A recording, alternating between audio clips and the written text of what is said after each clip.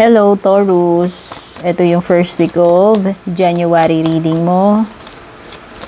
Tignan na natin ano ba itong mga kaganapan para sa iyo ngayong first week ng January of 2024. Ang overall energy mo is Death card, Taurus. This is a card of endings, transformations, or beginnings. So, ayan. Yun naman lagi yung kakambal ni Death. Kung merong bagay na matatapos is merong kapalit yan. Magsisimula ka uli. No? Kung ano man itong tinutukoy ni Death card. Pwedeng may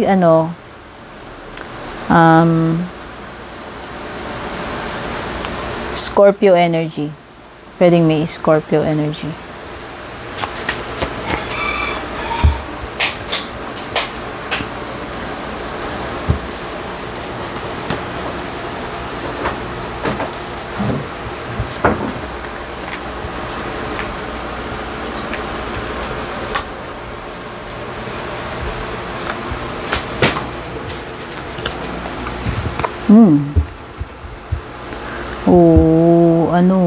It's time to move on. Yun yung nafe-feel ko. Very strong yung mensahe ni Death card para sa iyo at saka ni Eight of Cups. It's time to move on, Taurus. Kung ano man itong bagay na you have to move away from, Kasi literal na may nagtapos dito. And siguro, ito na talaga yung hudyat, ng pagbabago para sa iyo. Kung baga whether you like it or not, parang doon din pupunta. Doon at doon din pupunta. Okay? Kung may nag-end man para sa iyo, Taurus, huwag kang mag-alala kasi hindi pa yun yung katapusan ng lahat. Kumbaga, diba, sabi nga nila yung iba, death is only the beginning. O, diba? Yun yung nafe-feel ko dito, Eight of Cups. Yung iba sa inyo dito, ready na kayo to embark on something new. Ready na kayong makipagsapalaran, whether ang pinag-uusapan dyan ay career or sa personal affairs like love life. Basta meron ditong,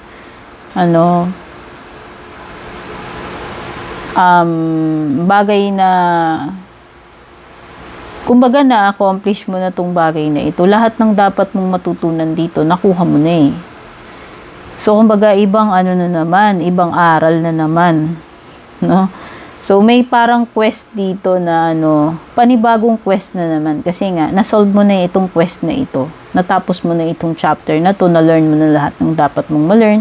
Na-experience mo na yung mga dapat mong ma-experience yan. So, a whole new level na naman, Taurus. Yun yung nafe-feel ko with the Death card and the Eight of Cups. Some of you, mag-walk away kayo from something or someone. Literal na tatalikuran nyo na. Literal na iiwan nyo na yan. Diba? The Fool card. O diba? Kung meron kang Death card dito, may the Fool. So, ibig sabihin, may journeying na panibago. May panibagong paglalakbay, pag-a-adventure na naman para sa iyo. May mga bagay na mag-a-unfold sa iyo, magsisimula ka uli. Yan. So, yung iba pwedeng career yung pinag-uusapan dito na para kayong back to zero or hindi ko alam, new experience, new environment, new people. The High Priestess. This is also about your intuition. Kung hindi man ito about secrets, mysteries. Or pwedeng lang ito. This is you na tinutukoy ni High Priestess. Ito yung iyong higher self. Pagiging in-tuned mo ng mga senses mo. Kasi pwedeng ikaw ay highly intuitive. Okay. So, pwedeng iba, ko dito, pwedeng ang ibig sabihin naman ni High Priestess is pinakikiramdaman mo yung mga bagay, no? Pagiging cautious, pagiging aware sa paligid mo, or kung ano man yan, sitwasyon na nangangailangan ng ganyan na i-trust mo yung senses mo, i-trust mo yung sarili mong judgment, i-trust mo yung intuition mo, Taurus, okay?